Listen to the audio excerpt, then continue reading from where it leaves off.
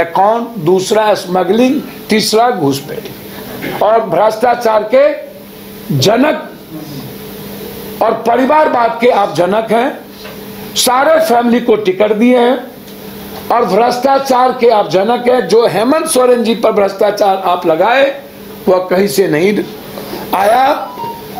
हमारे मुख्यमंत्री भ्रष्टाचार से बिल्कुल क्लीन है, साफ है।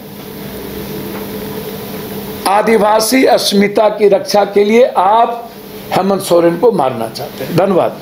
पप्पू यादव जी, कहीं किसी को लीगल, पहले आपका चेहरा देखें भैया, आधार तो आपको नजर नहीं आ रहा है। नंबर के आधार पे तो केस तो रजिस्टर्ड हुआ होगा ना सर? सर, पीड़ित होगा सर, ये तो है ही ना, सीबीआई तो जांच की करी ना। हाँ, ये अकाउंट बताया ना, आरबीआई तो लिखा ना, आरबीआई तो कह रहा कि शेयर होल्डर है सब में। हाँ, तो शेयर होल्डर होना गुनाह थोड़े ना है सर भैया। सारी अब आप मुख्यमंत्री रहते हुए अपने बीवी के नाम, अपने बेटे के कंपनी के नाम करके आप उसके बाद यदि पद पर रह करके आप जा करके पद पर रह करके शेयर होल्डर होना गुनाह है। हमको तो पता ही नहीं था, इसको यहाँ खुरासान की तरह नाश करने दे दिया था। हमको तब आए तब पता चला कि इतना बड़ा चोर को नाश करने दिया हुआ। आप देर से नहीं आए जी? आप देर से नहीं आए सर? भैया पप्पू यादव हमेशा रहता है आपके यहाँ।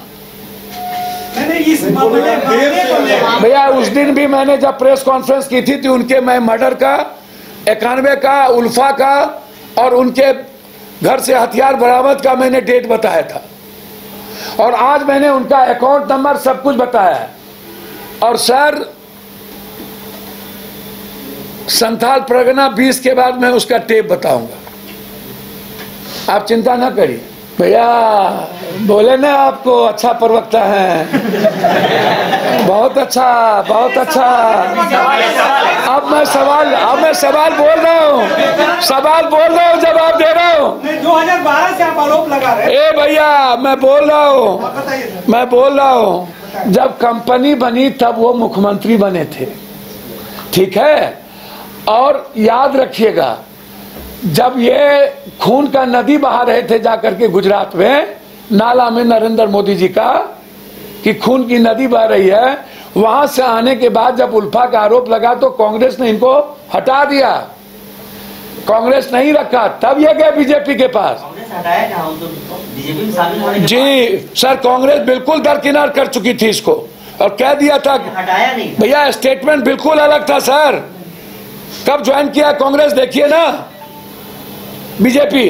तब जो ये 2012 में पैसा लिया वो कांग्रेस में रहते हुए लिए थे। भैया मैं वही बात तो कह रहा हूं कि जब ये chit fund, Saradha chit fund का पैसा लिए थे तभी ना इस पर बीजेपी आरोप लगाई थी।